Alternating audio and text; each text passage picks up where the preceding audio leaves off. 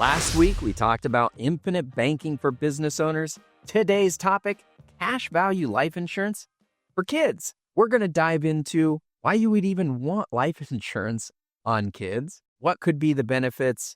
What are some other alternatives? We're really going to get into it with this. Stick around. This is the Life Insurance Financial Education Podcast, where we're pulling back the curtain on high cash value life insurance and how it can help you build wealth and achieve your financial goals. I'm your host, James Barber, your Oregon Cash Flow Pro. My name is Jane with Tech Exempt Millionaire Club. And my name is Carlo Vaquero with Net Wealth Finance. Welcome back, everybody. Before we hop into today's topic, anybody have any updates on your personal investments to share with everybody? I am planning to be the bank and buy a lot of small single families and put a so-called tenant buyer inside. I am killing a lot of deals. Even today, someone told me that's a zombie zone. Don't buy anything there. So that's lessons learned. This process will avoid a lot of mistakes, heavily costly mistakes down the road. So that's my update. And in the interest of also protecting, I actually did, in my normal brokerage, move away from some relatively large positions that were in ETFs. And so I'm increasing my cash position with some of this uncertainty and still have a decent amount of holdings and other stuff, but a little bit of a recovery in the market. So I went ahead and took advantage of selling some positions that had been pretty good for me already. And then additionally, my boat has been having a pretty strong season. I believe I should be getting a draw here pretty soon from my business to get a little bit of cash out of that and cover expenses. So it has been nice to start to see this process and the boat doing pretty well in the charter business. For those that don't know, I do have a boat that operates charters in the British Virgin Islands. And it is an interesting business, and it is an improvement in terms of the finances over previously operating in the Bahamas. Is this going to be like the first full season that you'll get without a lightning strike? So last year, there was a full season, although it was probably a little bit late to the game, and maybe it missed a couple weeks. But this is the first full season in the British Virgin Islands, whereas the margins in the Bahamas were just effectually non-existent, due to some of the taxes that are there for charters in the Bahamas. Oh, so you originally were in the Bahamas, and now you've shifted. That's correct. So this first season, the season where my boat was struck by lightning, I was coming into it late, so I really only lost what would have been half that season in the Bahamas, but I pretty much lost all of it because it was struck by lightning. And then the repairs were mostly in what would have been the off season, but that first season was where they implemented a VAT on charters. So value-added tax was implemented in the Bahamas on charters, which was effectively my entire margin. And around 10% of gross is kind of what the owner margin is, and that is what killed the business for me. Owner-operators can probably do okay in the Bahamas, but for an owner who's not living on the boat and operating it themselves, it's not going to be conducive for most folks to operate in the Bahamas. Thanks for the updates, you two. Let's jump into cash value life insurance for kids. I'm a huge fan of it personally. I own policies on my kids. And something that is often brought up from people who would advocate against this is, what is the need for insurance? Why do you need insurance on a kid? And for some people, it just feels weird. Like it feels wrong to make money if you have a child that dies. What do you say to that? Well, from a culture perspective in China, I think there's superstitious, right? If you buy something for the kids, and then it's for the death benefit of the kids. But I think it's what the parent wants to do. And if we actually have the life insurance on the kids, it can guarantee the future insurability. I think that's very key, important aspect of the whole entire risk management for the household. That's one way to look at it. And so I certainly believe that we all should have at least some level of life insurance on our children. The last thing we want to worry about is expenses. And maybe you can self-insure, but if something was to happen to our children, then we wouldn't want to have to worry about expenses. So I do have intention of getting cash value life insurance for my children. Currently, I do have term policies through my work, but I do think that there is at least a small insurable interest in your having your children insured, just so that you have that peace of mind of not needing to worry about anything but your grieving process. Yeah, the biggest argument that I have in favor of getting coverage on kids, it's not because we think they're going to die, and not even that we want to profit off of their death. That's absolutely not the case. But realistically, we don't necessarily know how we're going to react. How is our spouse going to react? Are we going to be able to continue working like we have been? Do we need to take time off to grieve? There could be mental instability that severely disrupts somebody's ability to earn an income.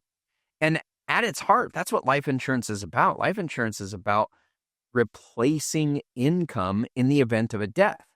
And while the kid might not be bringing in any income, and this is the argument that a lot of people say, like, the kid doesn't bring in any income, you don't need it to live, so why do you need to insure it? But the impact of a death of somebody that's a loved one that's close to you can severely impact your ability to make money. And you may not even know it. This is something that not very many people get to experience these days. And so who knows how you're going to react to it? I don't know how I would react to it. If one of my kids died, will I want to take time off work? This is the argument that I look at in relation to why I advocate for everybody having some type of death benefit coverage in a family. You don't know who could die at any given moment and the impact that that might have on the family. If your spouse dies, you might need to hire a nanny. You might need to hire somebody to help you watch the kids while you still try to continue working. Maybe you can't work. There's just so many unknowns out there. That's ultimately what insurance provides. So at its base level, I do think that it's a good idea to have death benefit coverage on kids. The question then becomes, what type of coverage would be appropriate? Well, term insurance isn't available for kids. So you can toss that out the door. You can't just buy term and invest the difference on a child. You're going to have to get some type of permanent policy. So it's going to boil down to generally whole life or index universal life. So let's jump into whole life first. Whole life, easy to understand. What is the benefits of whole life on a child? And specifically, we're going to be talking about high cash value life insurance for kids, but you could also just touch on the basic whole life benefits that might be had with a kid's policy. So based on what I know, a lot of parents, they buy the whole life on the kids as a gift, lifetime gift for the kids, because it's a permanent life insurance. And the premium every year, the parents is contributing to the policy is fixed. So they design for whatever the comfort level. I know a lot of people, they go with the annual gift amount. That's one way to look at. You could also design different ways to suit different purpose.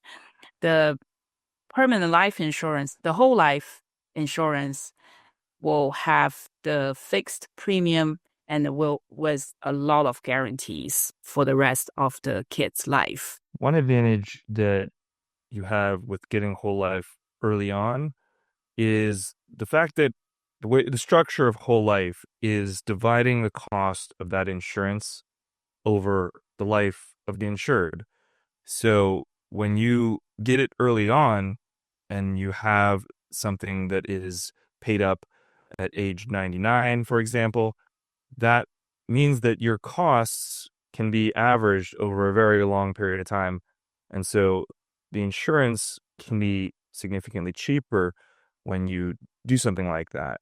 So that is something that is nice with whole life, and the fact that you have those guarantees for the entire life of the insured. So your children will have insurance for the rest of their lives, and that is built into the structure of a whole life policy. Yeah, so basically, whole life provides the ability to set the budget. You know, whether it's a very low budget or very high budget, you'll know that that's locked in for life for that particular policy, and you don't ever have to worry. It's just going to always continue to go up in value. The cash growth is just going to keep marching ahead. It may not be otherworldly, certainly not going to replace, a good investment. It's a nice asset to own throughout your life, and there are multiple ways to use it throughout your life in order to help meet other needs. Jing mentioned earlier guaranteeing insurability in the future. I mentioned something about the insurability of the kids or our children. I think as a parent, we really want to have that mindset saying, okay, no matter what happened to the kids, they can have this life insurance. The insurability will definitely be there. Versus if we all know Mayo Clinic, they are doing the kids' cancer research. There's a lot of kids can get sick. Unfortunately, if they do have cancer, sometimes they could possibly never get insurance. They could get some insurance, but the premium could be very, very high. The fact is that even if it's not cancer, whatever it might be, some conditions develop in adolescence at different ages. If you just go ahead and get insurance early on so that they're at least insured with some level, then you can preempt the possibility of some kind of condition that develops that makes them uninsurable in the future. So that is a real benefit if you get either whole life or IUL for a child, that you have insurance before some kind of diagnosis like that. Yeah, for people that value an actual death benefit, having the ability to definitely have some type of coverage is valuable. So you can lock that in for your kid early before anything potentially happens that could disrupt that. There are certain things that you can add that allow that death benefit amount to be increased regularly as well, no matter what happens with their health. As a general high cash value design, we're not usually looking to do things like that, but just at its base level, having that future insurability can be beneficial, and it can't get taken away. So they get the benefits of being able to own a whole life policy for the rest of their life. Let's shift over a little bit to the cash value aspects of these, and we're going to open this up to whole life and IUL. There are some variabilities with IUL compared to the whole life. We talked about the guarantees in the whole life, but there's so much potential with an IUL. And IUL happens to be my favorite choice when it comes to insuring a child. And I can dig into those. We can get into those reasons in a little bit. But let's start with what are some of the tax advantages that we're going to be able to enjoy when we're utilizing high cash value life insurance for a kid? Well, one thing is about the premium. If you think about this life insurance as a box, every dollar you put in, all the future growth, if you use it correctly to take the as a loan, there's no income tax we're talking about. It's tax-free as a loan. Even if you want to withdraw your basis, there's no tax consequences. So the future of the growth with this IUL or whole life policy, if you use the cash value correctly, there's no tax consequences, income tax returns. Yes. So with life insurance, since it grows tax deferred and passes income tax free, those advantages can be taken advantage. You can take advantage of this through those policy loans. So you have access to growth, and there's going to be a lot of growth inside of a child policy just because the nature of compound interest over time, that policy will have a lot of time to grow. And so being able to access that income tax free can be very beneficial when you're using those policy loans for various things. Yeah, this is a great tool for being able to save money in a tax advantage environment. It's going to grow tax deferred. We access it tax free. What else does that remind you of? A Roth, one of our favorite financial tools where we can put after tax dollars in, it grows tax deferred, and we access it tax free. Well, the IUL and the whole life work very similarly to that, except when you have a kid, most kids don't work. So they don't even have the option to contribute to a Roth, but we can contribute to something that works similarly to a Roth, or at least we get to enjoy most of the same advantages of a Roth. Especially if one of the parents or both parents are self-employed, if they want to employ their kids to be either on the payroll or not on the payroll, all the documentation, the bookkeeping, the record keeping to pay their kids so they can have the earned income to contribute to their Roth IRA. That's a lot of work. Versus you just simply just buy a life insurance, either whole life or IUL, and then you can still do almost exact tax advantages with using the IUL or whole life on the kids. And I also love having a Roth. I fund my own Roths, and I think they're fantastic vehicles. I like life insurance for children also for the fact that you have that downside protection or even guaranteed returns on the whole life side. So it's not that I think Roth, generally speaking, you're going to let it grow over time, and it's not a huge deal to have a big market correction with a Roth. But there is that advantage. If you do want to access the funds, having the ability to tap into an IUL through a policy loan when you need to, especially if you're doing things, maybe funding things for college for your kids or whatever it might be, the advantages that life insurance have over a Roth or for emergencies is that you're not going to have these kinds of penalties if you have to tap into things or taxes if you're tapping the growth. Because you have the policy loan, you can access these things tax-free with the flexibility, doing whatever you choose when you take a policy loan. Absolutely. So access to the funds is one of the biggest benefits to this over something else that we might choose to put money into. That is a key aspect and why I contribute quite heavily to my kids' policies. So this brings us to ownership.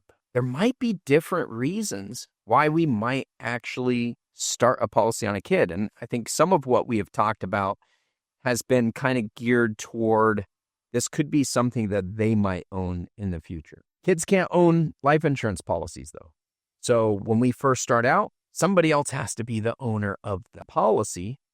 And there might be different reasons behind the ownership and different reasons to pass it on. What's one of the reasons that somebody might own a policy on a kid? We may have the full intention of transferring ownership of the policy to our children at some state in the future. Since they can't own life insurance as a child, then we will buy them life insurance as a child, lock in that insurability, lock in the ability to have that growth for all those years of childhood, and then we'll have that ability to transfer to them when they're older, or we may keep control of that. So if we want to continue to have access in that being part of our own financial, our bank or our financing structure, we can continue to own that and not worry about things like the gift tax or things like that throughout our life and do something like a transfer to an ILIT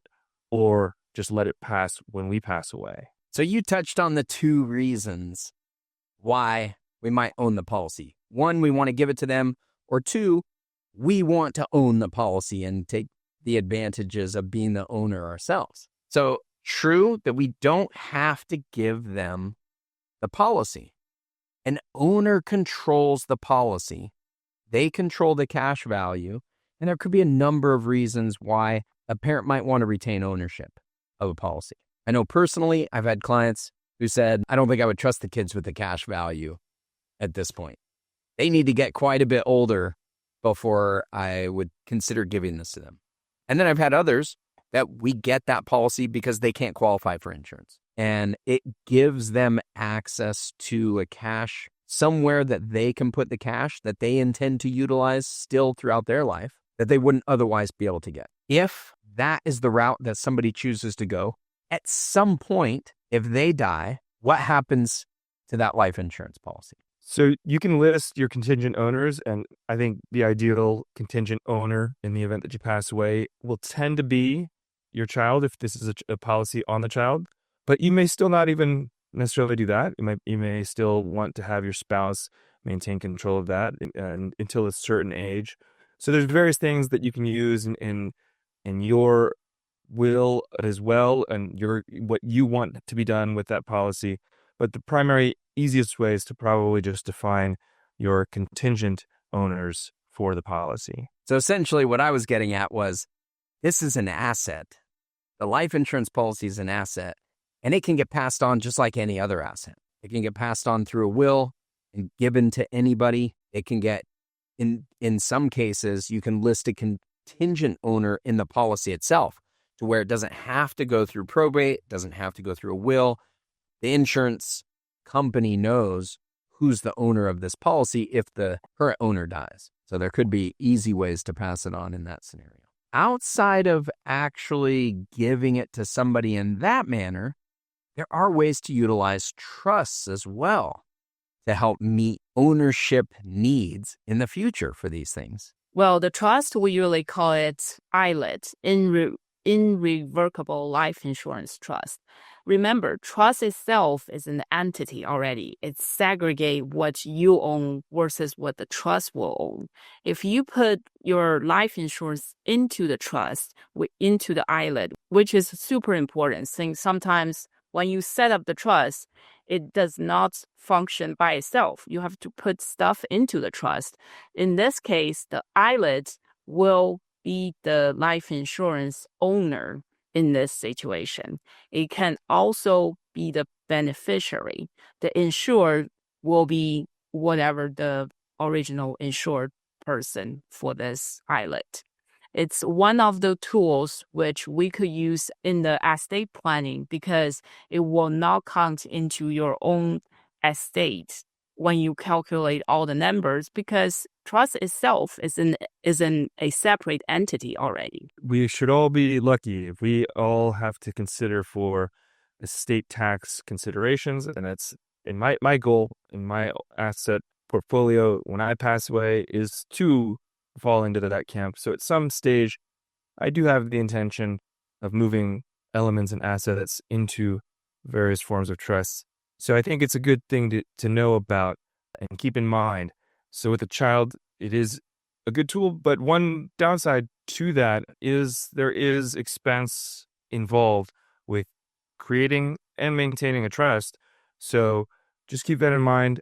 I don't think that's plan A for most normal folks, but it is a good thing to have once you do start to have a good amount of assets. All right, well said. Let's talk about the fun part of this, and that's the long-term cash value accumulation potential of these things. Basically, one of the biggest reasons I like these policies for kids is even at a very low funding level, you get 50, 60, 70 years of compounding, you're going to have quite a bit of cash. When I look at these numbers and you think about compound interest over that amount of time, the numbers can get very silly. We don't always illustrate income levels, but certainly when you start to illustrate and look at some of the possibilities of income generation with an IUL, it's in retirement, our children may not need to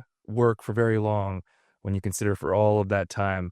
So I think it is a great advantage to have all of that growth for so much time. I think if we all just started earlier, we would be much better off. And that is a big advantage you can do and set up for your children. Well, we could also take a look at the stages of the kids, right? This IUL or whole life, whatever your policy you choose to buy on the kids, we could tap into the tap into the cash value for their college funding. Later on, it could be their down payment of their first primary residence when they get married. It could also be their retirement planning tools. And remember, we are doing the infinite banking concept. If you tap into it and then you have extra money, you put it back as if you never touched it.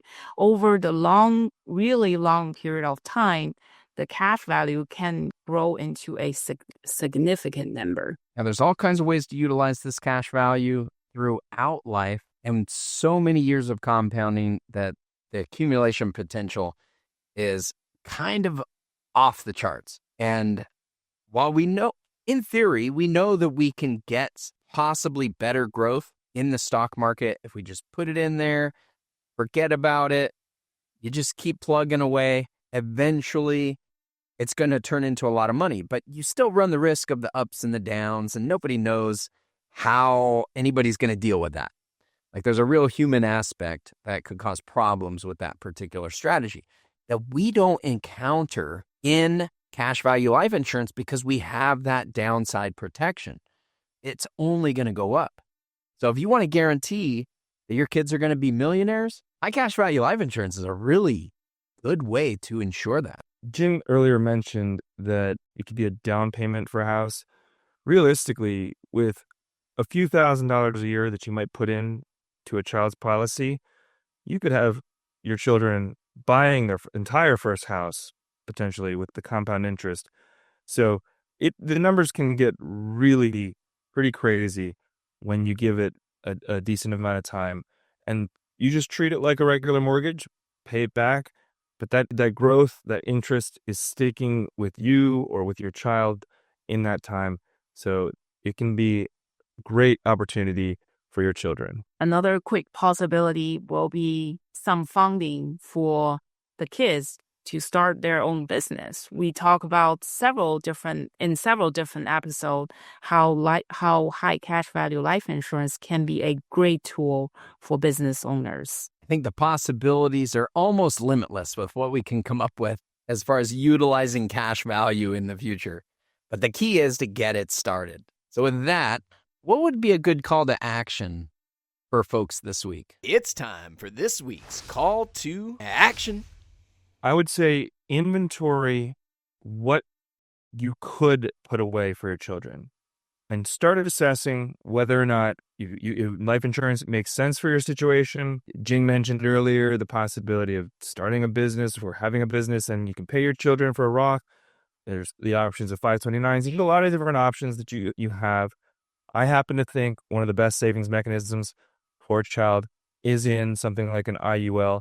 So inventory, if you have a little bit of extra cash, and determine whether or not this could make sense for you to fund for your own children. Well, I will call for an evaluation of your particular situation, right? You may have 0 kids. You may have 5, 6 kids.